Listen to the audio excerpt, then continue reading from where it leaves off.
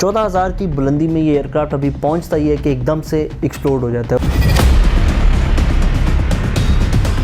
Engineers की गलती की वजह से आज एक जहाज़ तबाह हुआ था। ऐसा लग रहा था जैसे कोई मिसाइल अटैक आया हो। इस इन्वेस्टिगेशन में उनको कुछ नहीं मिला। फ्यूल की प्राइसेस बढ़ गई तो एयरलाइंस ने अपनी कॉस्ट को कट करने के लिए सेंटर टैंक को खाली रखना शुरू कर दिया। ये एक इंजीनियरिंग फॉल्ट था। अस्सलाम वालेकुम, welcome to IME's official YouTube channel. और आज की एपिसोड दोबारा हम लेके आए हैं आपके पास इन्वेस्टिगेशन की एपिसोड। और आज की इन्वेस्टिगेशन थोड़ी सी इंपॉर्टेंट है क्योंकि इसके अंदर हम इंजीनियरिंग टॉपिक्स को ही डिस्कस करेंगे। इंजीनियर्स की गलती की वजह से आज एक जहाज़ तबाह हुआ था बैक इन 1996, 17 जुलाई की बात है। JFK न्यूयॉर्क एयरपोर्ट जहाँ पे TWA 800 फ़्लाइट थी, बोइंग 747 बोइंग का जहाज़ है ये। और उस ज़माने में ये बोइंग का सबसे बड़ा पैसेंजर जहाज़ था। फ़्लाइट जो थी US से फ्रांस जा रही थी। 8 बजे का टाइम था। 230 passengers including crew members were on board.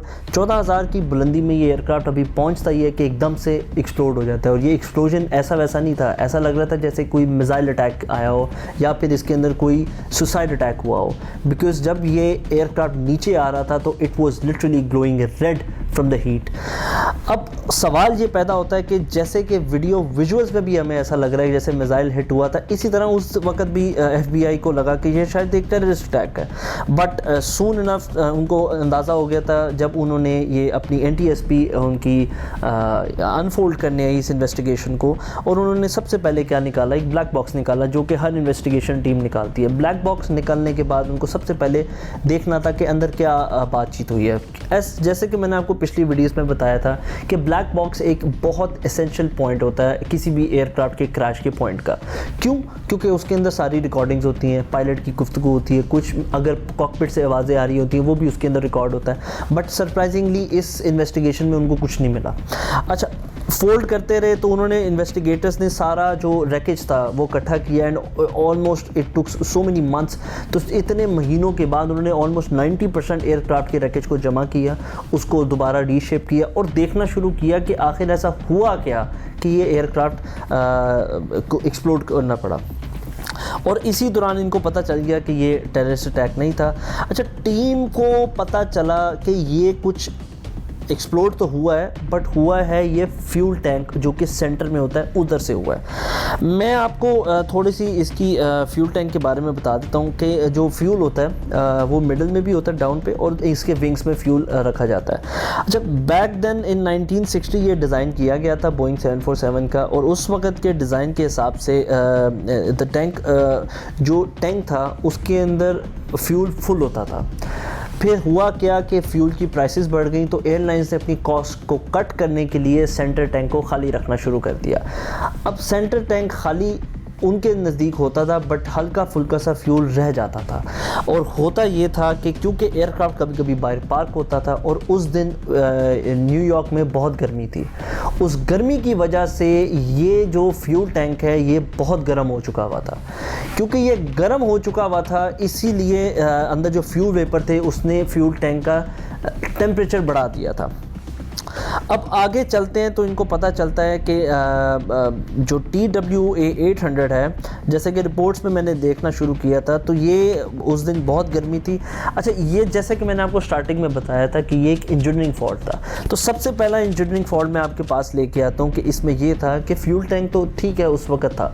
सबसे पहला ये फॉल्ट मैंने आपको बता दिया कि इन्होंने कॉस्ट कटिंग करने के चक्कर में, अपना फ्यूल सेव करने के चक्कर में इन्होंने फ्यूल सेंटर टैंक को ख़त्म किया, जिसकी वजह से वो हल्का फुल्का सा फ्यूल रहता था, जिसकी वजह से वेपर्स आते थे। अब आती है दूसरी बात। दूसरी बात ये थी कि उसी टैंक के नीचे एयर जो हैंडलिंग यूनिट्स थे, एयर हैंडलिंग यूनिट्स होते हैं। जैसे कि आप पैसेंजर्स अंदर बैठते हैं तो आपके लिए AC कंफर्टेबल AC होता है जो कि पूरे पैसेंजर को, पूरी फ़्लाइट को कंफर्ट जोन में रखता है। बट आपको हर किसी के घर में AC लगा हुआ है, आपको पता है कि बाहर कंप्रेसर लगा होता है, वो कंप्रेसर हीट जनरेट करता है। जब वो हीट जनरेट करता है तो ऑब्वियसली वो हीट को कहीं जाना होता है। अब मैंने आपको बताया कि ये एयर यूनिट जो है बिल्कुल फ्यूल टैंक के नीचे लगा हुआ है, तो उसकी टेक्निकली सारी हीट है वो फ्यूल टैंक को जानी थी। पहले ही वो गर्म था, फ्यूल वेपर्स ऑलरेडी गर्म हो चुके हुए थे क्योंकि नीचे बहुत गर्मी थी और वो पार्क हुआ था। दूसरा, इस फ्यूल जो आपका एयर हैंडलिंग यूनिट्स है वो भी हीट जनरेट कर रहा है। ये पहला इंजीनियरिंग फॉल्ट है जी, जो कि ये एयर हैंडलिंग यूनिट इधर क्यों लगा हुआ है, पहली चीज़।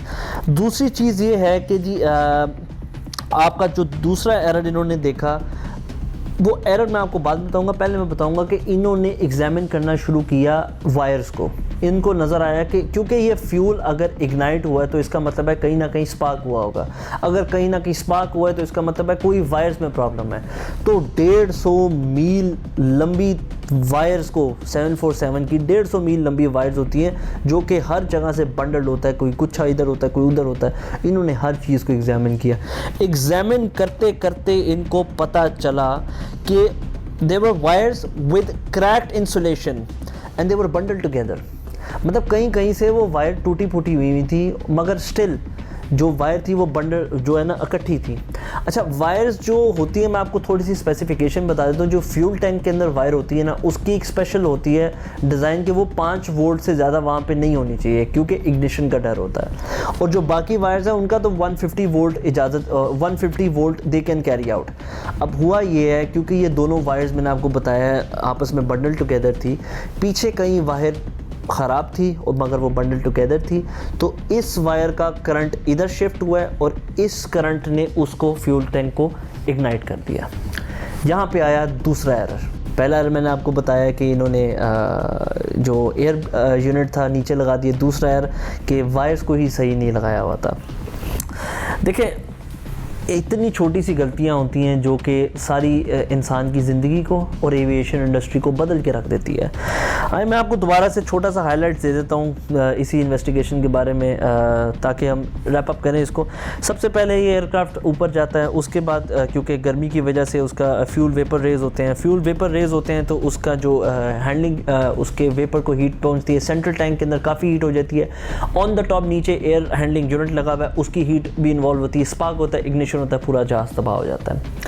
कहने को तो मैंने दोबारा ये 1 सेकंड के अंदर मैंने 1-2 सेकंड लगाए, आपको सारी कहानी सुना दी।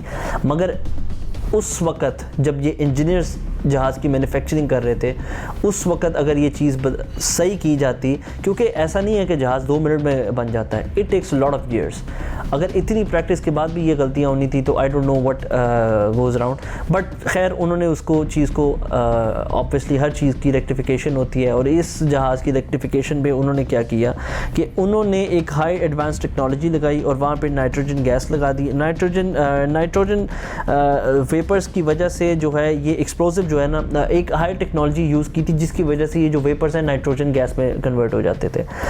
ये सोल्यूशन तो पहले निकल आता तो शायद ये गेम ना होती, इस तरह की एक्सप्लोजन ना होता, but it has to be done. To all my engineers I have small message, please be careful when you are performing your task, because it's a very sensitive job. Aircraft engineering एक बहुत ही Prestige और बहुत ही नाजुक job है आपके लिए। So that was all from today's investigation episode. Please subscribe to this channel, please keep watching and keep sharing.